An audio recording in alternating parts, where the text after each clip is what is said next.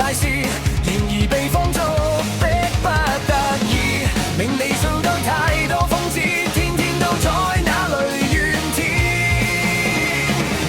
有人這刻要走絕不遲。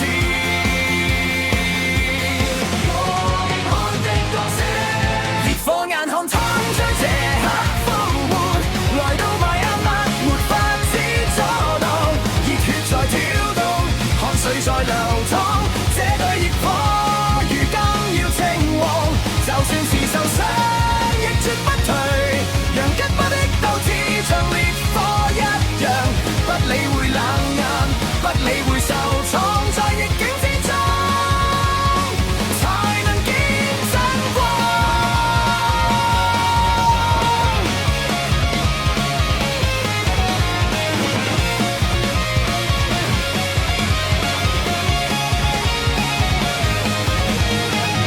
費城過客與總決賽的鐵血，費城裏路過留下了足印，最終來到熱火這陣營。